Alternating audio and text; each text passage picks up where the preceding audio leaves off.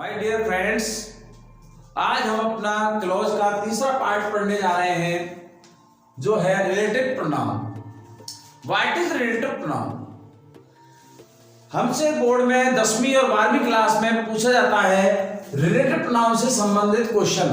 इसमें इसका मतलब है रिलेटिव प्रोनाउन का प्रयोग करके दो वाक्यों को जोड़ना। रिलेटिव प्रोनाउन से दो वाक्यों को एक साथ कैसे जोड़ा जाता है, आज हम आपको बहुत ही इजी तरीके से ये सिखाएंगे कि रिलेटिव प्रोनाउन से दो वाक्यों को कैसे जोड़ा जाता है। तो देखिए, सबसे पहले बात आती है कि सर रिलेटिव प्रोनाउन होता क्या है। तो डेफिनेशन समझो उसकी। डेफिनेशन, दैट प्रोनाउन वह है प्रोनाउन विच माने जो, कंबाइंड माने जोड़ता है, टू सेंटेंसेस माने दो वाक्यों को, इनटू ए कॉम्प्लेक्स सेंटेंस एक मिश्रित वाक्य में।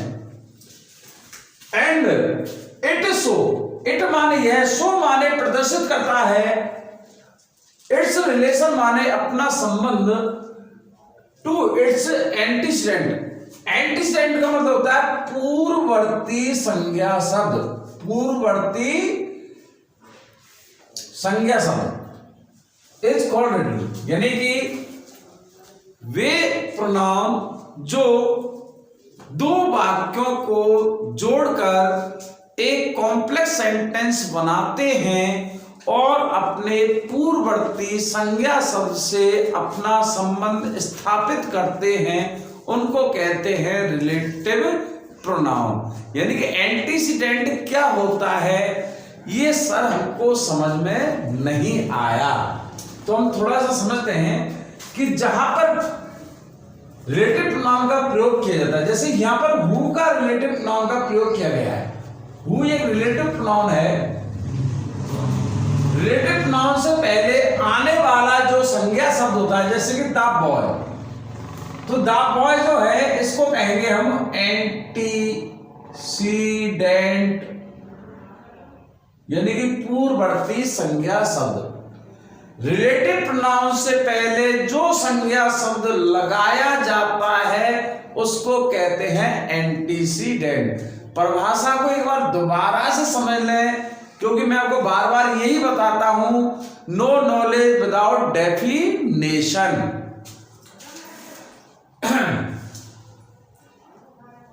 रिलेटिव प्रोनाउन कैसे कहते हैं कि वह प्रोनाउन जो दो वाक्यों को जोड़कर एक कॉम्प्लेक्स सेंटेंस बनाता है और अपने एंटीसीडेंट से संबंध स्थापित करता है, उसको कहते हैं रिलेटिव प्रोनाउन। तो एंटीसीडेंट अपना ये हो गया जो रिलेटिव प्रोनाउन से पहले जो संज्ञा आती है। अब आप जानते हैं संज्ञा कितने प्रकार की होती है। किसी व्यक्ति के नाम को, किसी वस्तु के नाम को, किसी स्थान के नाम को हम संज्ञा कहते हैं। रिलेटिव प्रोनाउनों का प्रयोग हमेशा अपने एंटीसीडेंट के अनुसार किया जाता है। जब भी हम रिलेटिव प्रोनाउन का प्रयोग कर रहे होते हैं तो हमको यह देखना होता है कि जो एंटीसीडेंट है, जो पूर्ववर्ती संज्ञा शब्द है, वो कोई व्यक्ति का नाम है या कोई वस्तु का नाम है या कोई स्थान का नाम है या कोई पशु पक्षी जानवर का नाम है या किसी देश या गांव का नाम है, किसी पहाड़ पर्वत का नाम है। ये चीज देखते हुए हमें रिलेटिव प्रोनाउन का प्रयोग करना होता है। रिलेटिव प्रोनाउन पर कभी भी ये प्रभाव नहीं पड़ता। रिलेटिव प्रोनाउन अपने कौन कौन से होते हैं ये आप एक बार समझ लें। Who, whom, whose, which, when, where, why, जो आपने पढ़ा है कोऑर्डिनेटिंग कंजक्शन के अंतर्गत। आपको मैंने फर्स्ट वीडियो में बताया था कोऑर्डिनेटिंग कंजक्शन, जो हमारे WH वर्ड होते हैं उन्हीं को ही हम रिलेटिव प्रोनाउन कहते हैं। इन रिलेटिव प्रोनाउनों का प्रयोग हम अपने एंटीसीडेंट के अनुसार प्रयोग करते हैं कि हमारा जो पूर्ववर्ती संज्ञा शब्द जो आने वाला है वो कोई व्यक्ति का नाम है, कोई वस्तु का नाम है, कोई जानवर का नाम है, कोई स्थान का नाम है, इनके अनुसार इनका प्रयोग किया जाता है। तो मेरे हिसाब से आपको ये समझ में आ गया होगा एंटीसीडेंट किसे कहते हैं। कि जो रिलेटिव प्रोनाउन से पहले जो संज्ञा शब्द लगाया जाता है उनको हम जैसे the boy who is standing there is my friend, वह लड़का जो वहां खड़ा हुआ है वो मेरा मित्र है। तो यहां पर हमने हु लगाया है रिलेटिव प्रोनाउन, जो का अर्थ निकल रहा है।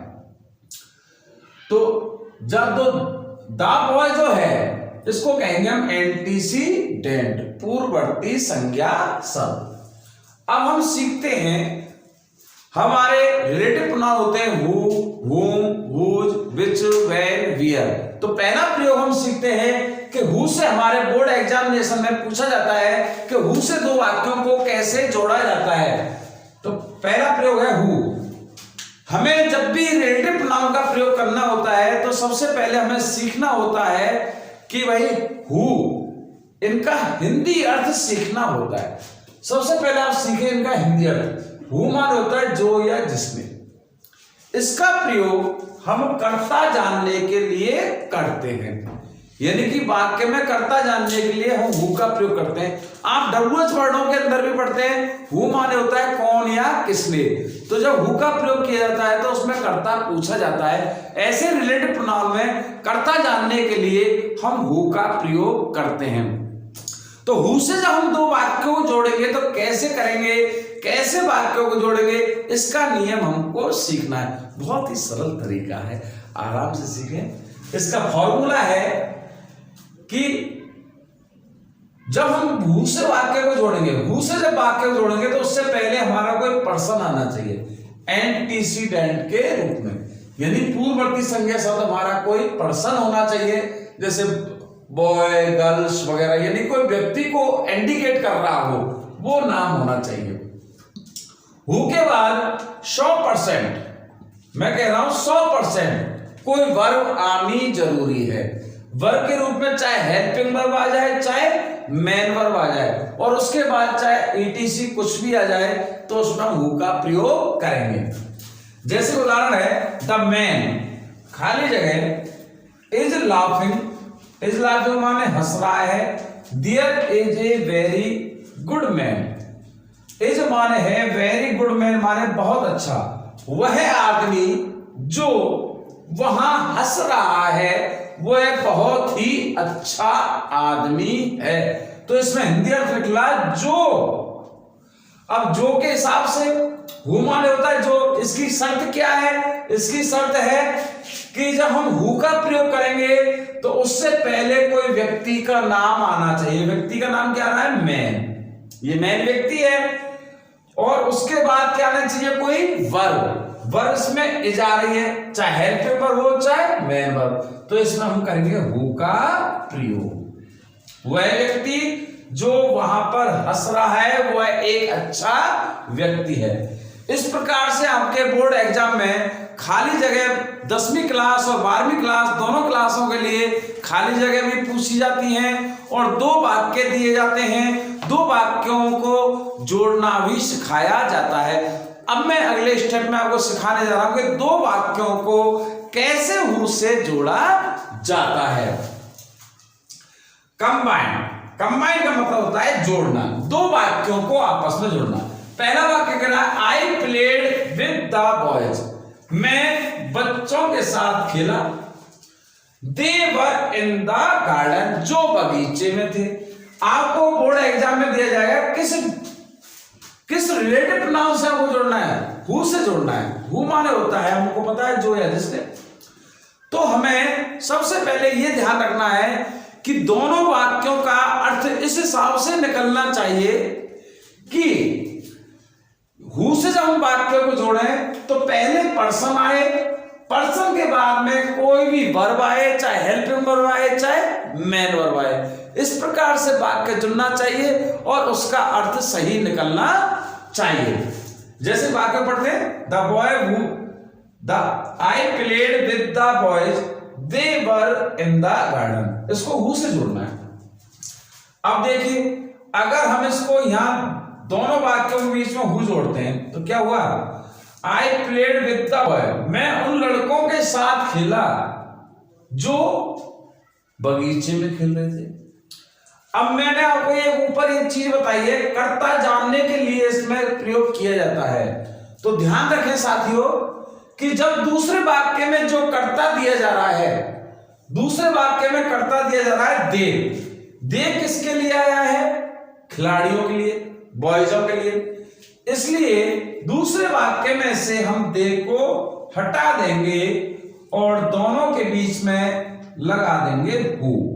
तो आप यहां शर्त देखिए, जो हमने ऊपर फॉर्मूला लिखाया है, फॉर्मूले के अनुसार यह बॉयज एंटीसीडेंट है, पर्सन है और वर्ब इसमें वर्ब है। अर्थ क्या निकाल रही है? मैं उन लड़कों के साथ खेला जो बगीचे में खेल रहे थे। यानी कि हु से जब दो वाक्यों को हम जोड़ते हैं तो दूसरे वाक्य में आए हुए कर्ता को हटा देते हैं। सेकंड वाक्य देखें, गॉड हेल्प्स दोज, भगवान उनकी सहायता करता है।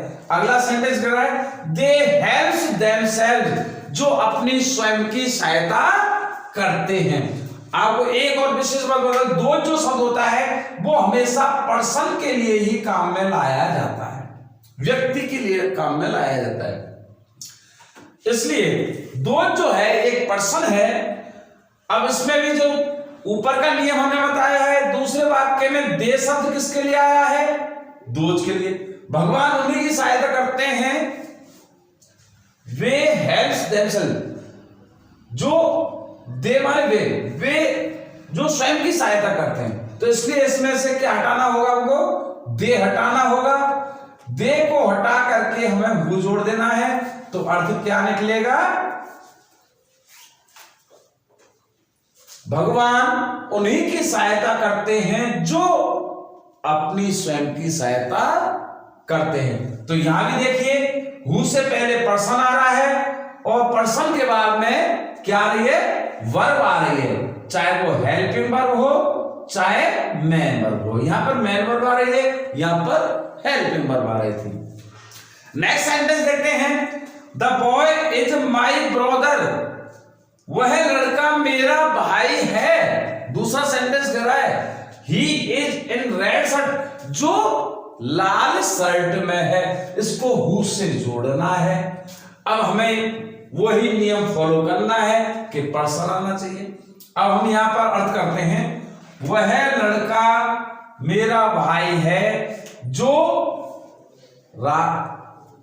Who is in red shirt, जो लाल शर्ट में है। तो यहां पर इस प्रकार से इसका प्रयोग नहीं होगा, क्योंकि मेन रूप से बॉयज यहां पर एक पर्सन है। तो इसका वाक्य बनेगा द बॉय हु।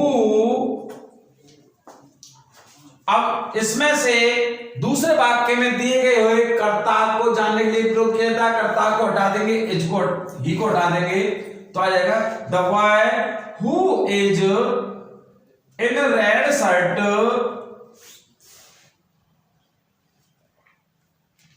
अब शेष हमारा पहले वाक्य में जितने शब्द होते हैं उसको उतारेंगे। इज माई ब्रदर, इस प्रकार से वाक्य का निर्माण करेंगे अपन, जिसका अर्थ क्या होता है आप ध्यान दें। वह लड़का जो लाल शर्ट में है वह मेरा भाई है। इस प्रकार से वाक्य को जोड़ेंगे। मैं आपको बार बार बता रहा हूं कि रिलेटिव प्रोनाउन का प्रयोग करते समय आपको वाक्य को हिंदी अर्थ के आधार पर जोड़ना है, ना कि अंग्रेजी के शब्दों के अनुसार। जो हिंदी अर्थ बताए जा रहे हैं उनके अनुसार आपको जोड़ना है। अगला sentence, the student makes career. Student में ऐसा लगाइए, students makes student makes career. विद्यार्थी अपना कैरियर बनाते हैं। खाली जगह है ही या सी, स्त्रीलिंग पुल्लिंग कोई भी हो सकता है। वर्क्स हार्ड, जो कठोर परिश्रम करते हैं। अब इसका हिंदी अर्थ करना है हमें कि विद्यार्थी जो कठोर परिश्रम करते हैं, विद्यार्थी जो कठोर परिश्रम करते हैं वो अपना कैरियर बनाते हैं। हु से वाक्य को जोड़ने के लिए दिया गया है। तो देखिए, हम कैरियर के बाद यदि हु को लगाते हैं पहली बात तो आपको यह निश्चित है कि इसमें से ही और सी को हटा देंगे क्योंकि सब्जेक्ट को हमें हटाना है। उसके बाद क्या आ रही है, सीधी वर्ब आ रही है आपके पास। आप कहोगे सर हम यहां पे हु लगा दे, नहीं, यहां कैरियर शब्द है। कैरियर्स जो शब्द है वो ना तो कोई पर्सन है, पर्सन नहीं है, ये पर्सन के लिए लगाना है। तो क्या लगाएंगे, द स्टूडेंट्स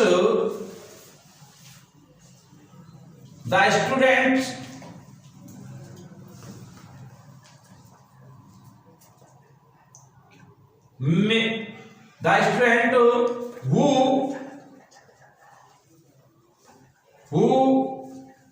works hard